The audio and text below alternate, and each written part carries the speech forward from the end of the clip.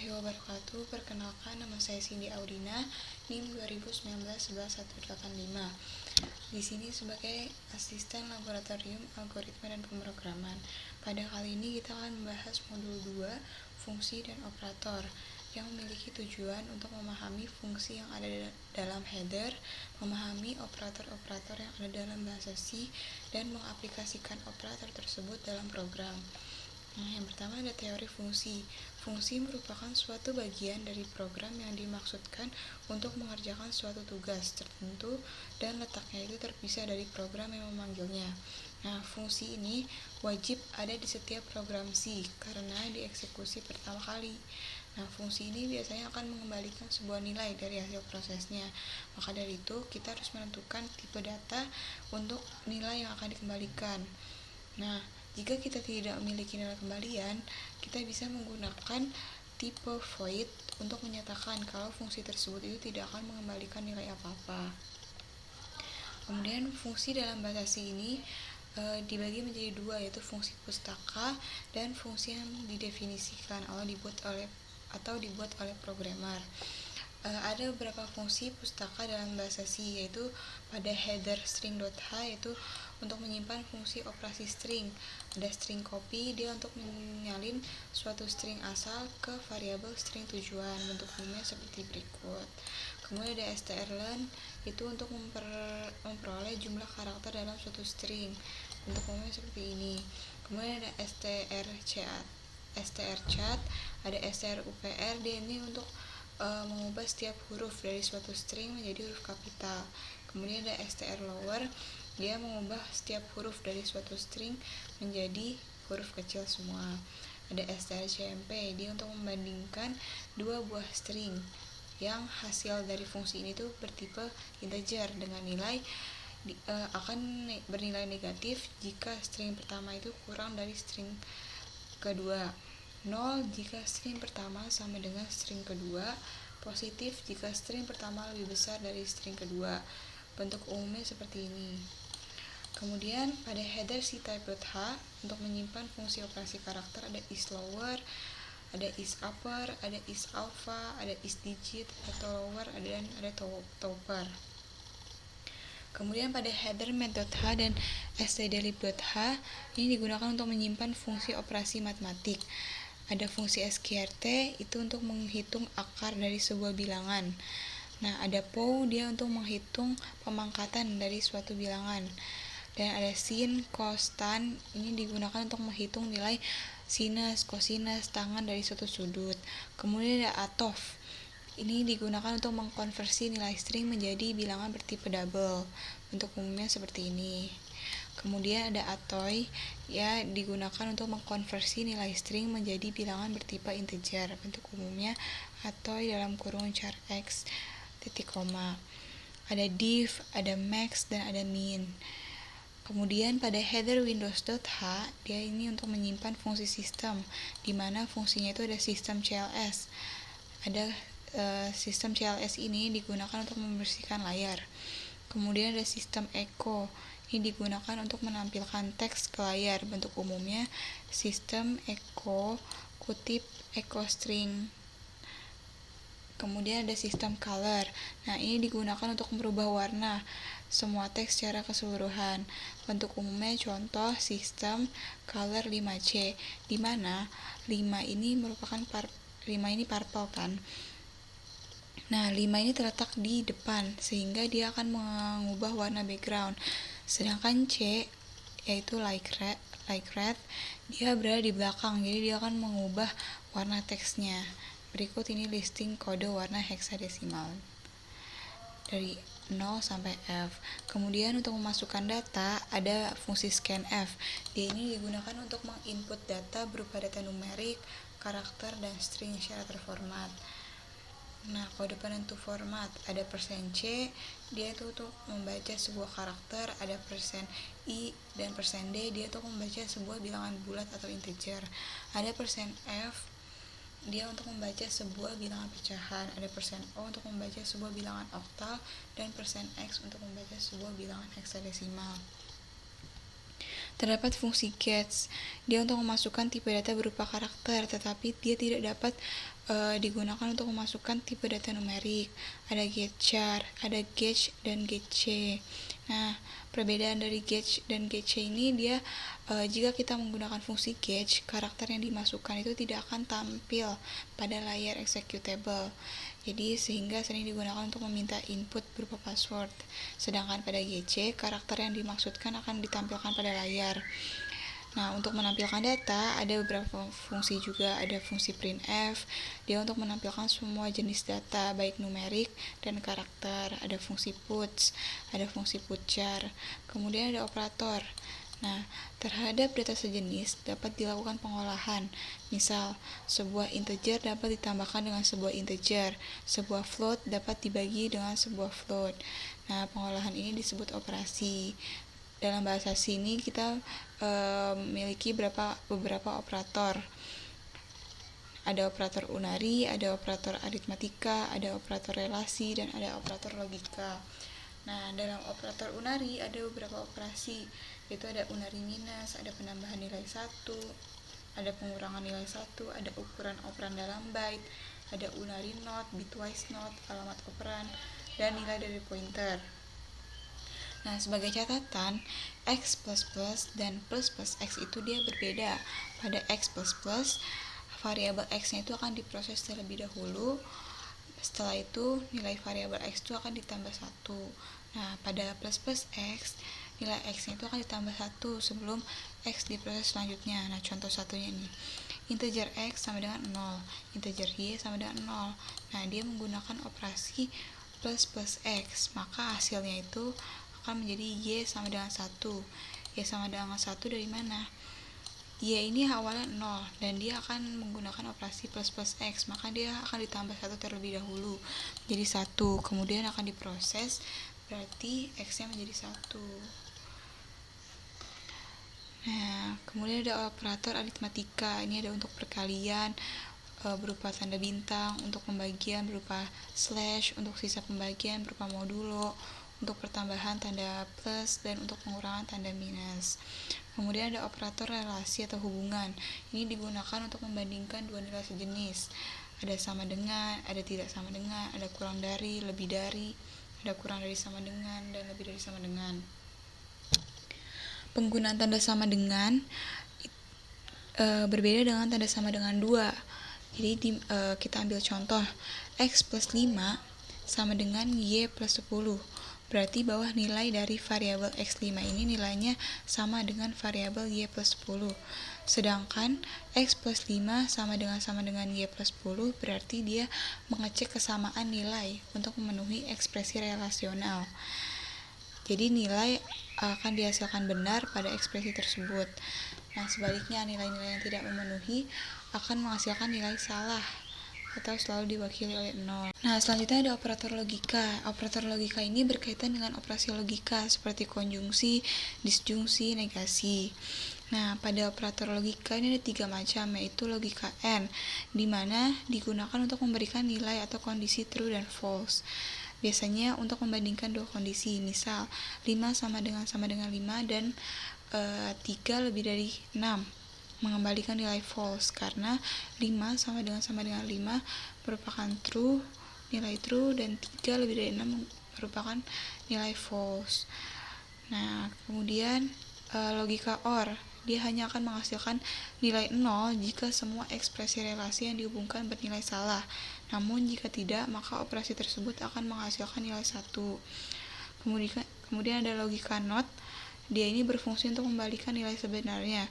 Contoh, 5 sama dengan 5 ini kan merupakan nilai true.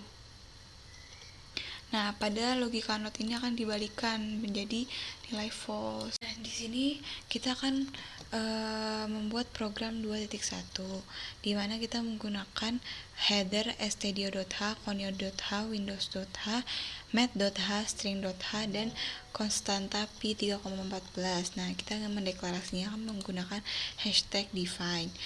Nah, variabel nama dan jurusan ini kita menggunakan tipe data char. Nah, variabel P, L, T, dan R menggunakan tipe data float. Nah, kemudian di sini juga menggunakan fungsi sistem CLS tadi untuk untuk membersihkan layar. Nah, di sini kita menggunakan void biodata, di mana kita menggunakan fungsi printf untuk menampilkan nama Anda sama dengan. Nah, sedangkan gets ini kan untuk memasukkan data. Nah, dia akan memasukkan data pada variabel nama yang kita input nanti. Kemudian di sini juga menggunakan printf. Dia akan menampilkan jurusan sama dengan. Nah, di sini kita menggunakan scanf. Formatnya ini kita menggunakan regular expression. Nah, regular expression ini dia akan membaca pola sampai bertemu dengan enter. Saat kita meng-enter dia baru stop di situ. Dia stop menginput. Nah, ini dialamatkan ke variabel jurusan. Nah, kemudian kita clear screen.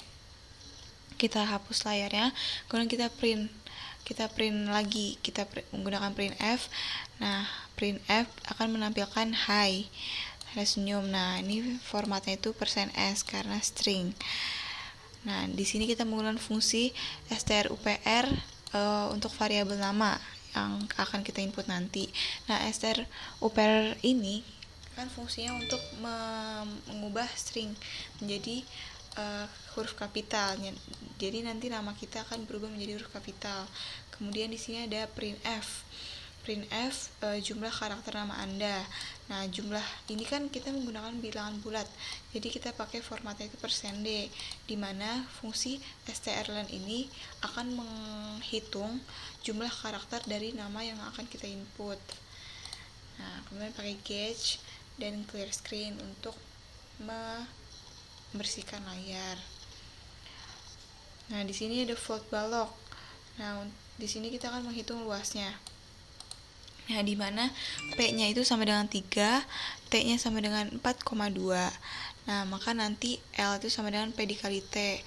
Maka nanti akan langsung muncul hasilnya. Kemudian di sini ada void lingkaran. Nah, ini kita akan menghitung luas lingkaran. Nah, jari-jari lingkarannya ini berupa float, jadi berupa bilangan pecahan.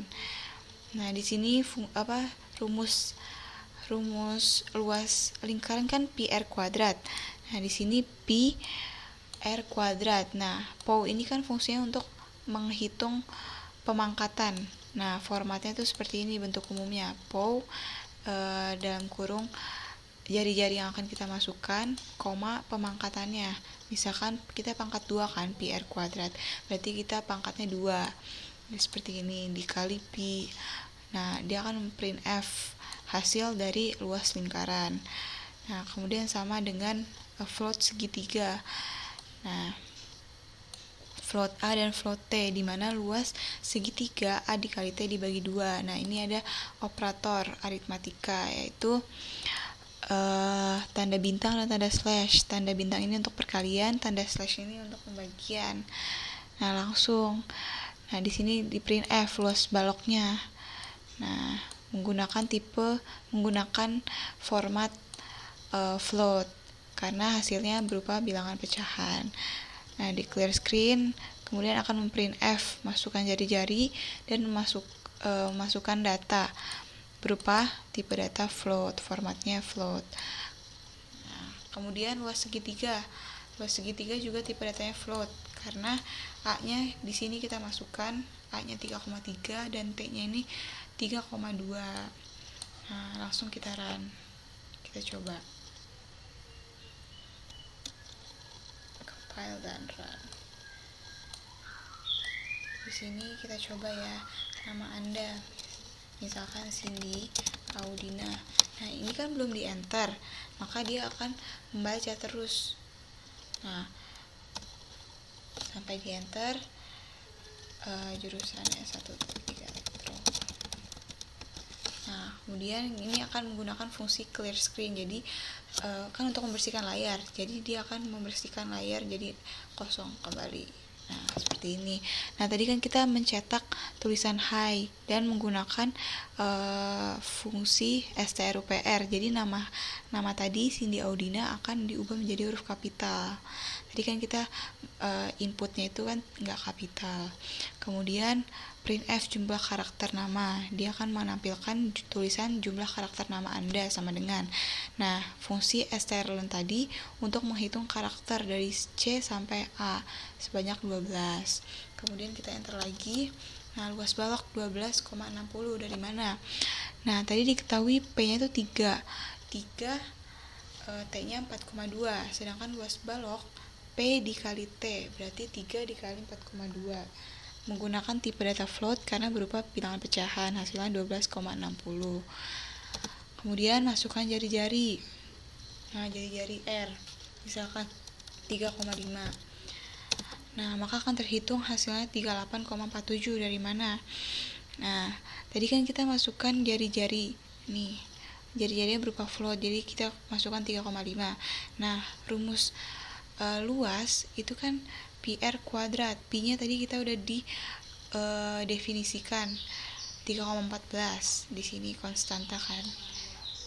Nah, kemudian kita gunain pemangkatan POW R,2, di mana POW-nya ini kan untuk menghitung pemangkatan, R-nya tadi 3,5 kita sudah masukkan, dan 2-nya ini berupa pangkat PR kuadrat, PR pangkat 2, jadi hasilnya 38,47. Nah, kemudian luas segitiga kita masukkan tadi A-nya itu 3,3 dan 3,2, jadi rumusnya L sama dengan A dikali T dibagi 2, jadi definisikan 3,14, di sini konstanta kan. Nah, kemudian kita gunain pemangkatan POW R,2, di mana POW-nya ini kan untuk menghitung pemangkatan, R-nya tadi 3,5 kita sudah masukkan, dan 2-nya ini berupa pangkat PR kuadrat, PR pangkat 2, jadi hasilnya 38,47. Nah, kemudian luas segitiga kita masukkan tadi A-nya itu 3,3 dan 3,2, jadi rumusnya L sama dengan A dikali T dibagi 2, jadi hasilnya 5,28. Selanjutnya kita akan ke program 2.2. Nih, kita akan membedakan operasi plus A dan B++ atau penambahan terlebih dahulu. Nah, kalau ini kan diproses terlebih dahulu. Nah, kita langsung aja. Di sini kita menggunakan header studio.h, windows.h, conio.h, di mana variabel A, B, dan C-nya ini udah bernilai 5 menggunakan tipe data integer atau bilangan bulat. Dan di sini kita akan memproses terlebih dahulu operasi plus A. Nah, di mana pada plus A ini, nah di awal kita akan menampilkan variabel A karena A-nya sudah diketahui, berarti A sama dengan 5 kan. Nah, selanjutnya ini operasi plus A, dia akan mengalami penambahan 1 terlebih dahulu, baru akan diproses nih. Nah, selanjutnya A yang tadi sudah diproses akan ditampilkan lagi kan, ini dia menunjukkan variabel A. Nah, variabel A ini yang sudah diproses, berarti A sama dengan 6. Nah, selanjutnya penambahan 1 lagi plus A, berarti akan ditambah 1 terlebih dahulu, berarti A plus 1, 6 tambah 1, 7. Nah, kemudian baru ditampilkan kan, setelah ditambah 1 ditampilkan kalau A plus A. Nah, selanjutnya ditampilkan hasil A akhirnya, yaitu A sama dengan 7. Kemudian pada operasi B++, dia akan diproses terlebih dahulu, akan ditampilkan terlebih dahulu, baru ditambah 1. Nah, awalnya ini B kan udah ada hasilnya, udah ada nilainya, B sama dengan 5. Kemudian ada operasi B++, dia akan ditampilkan terlebih dahulu, baru ditambah 1. Nah, yang ditampilkan tuh ini.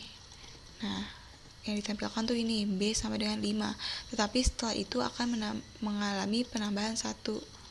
Nah, yang penambahan 1 ini akan ditampilkan selanjutnya. Jadi nilai B selanjutnya tuh B sama dengan 6, bukan B sama dengan 5 lagi, karena udah ditambah 1. Selanjutnya ada operasi B++ lagi. Nah, ini ditampilkan terlebih dahulu. Tadi kan B-nya sama dengan 6, berarti B-nya sama dengan 6 yang ditampilkan. Baru mengalami penambahan 1, B plus 1. Nah, sama dengan 6, sama dengan 7. Nah, baru hasil B akhirnya itu sama dengan 7, kan tadi udah mengalami penambahan 1. Maka hasil akhir dari B itu sama dengan 7. Nah, kita buktikan ya. Tadi udah saya run. Nah, hasilnya seperti ini. Ini yang perbedaan plus plus A dengan B plus plus. Yang penambahan 1 terlebih dahulu sama yang ditampilkan. Diproses terlebih dahulu. Nah, ini kan tadi A 5. Nah, ini 6, 7, 7. Nah, kalau yang B plus plus, dia ini yang ditampilkan terlebih dahulu, yang ditampilkan, tapi yang penambahannya itu nggak ditampilkan. Misal tadi B-nya itu kan awal 5, nah kemudian ini ditampilkan terlebih dahulu. Nah, yang ditampilkan tuh yang 5 ini yang ditampilkan, bukan yang penambahan 1. Nah, penambahan 1 itu kita tampilkan di variabel B selanjutnya, nih 6. Kemudian dia mengalami proses terlebih dahulu, kan ditampilkannya 6 terlebih dahulu. Nah, ini ditampilkan terlebih dahulu, kan B-nya sama dengan 6. Nah, jadi 6. Nah, penambahannya tadi tidak ditampilkan. Nah, ditampilkan selanjutnya ke nilai B akhirnya, jadi sama dengan 7. Program 2.3. Nah, di sini kita akan menentukan sebuah bilangan.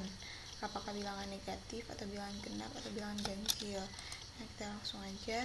Nah, di sini kita gunain header include std.h karena di sini kita menggunakan fungsi printf dan fungsi scanf. Nah, di sini ada fungsi mainnya pakai integer, menggunakan integer main.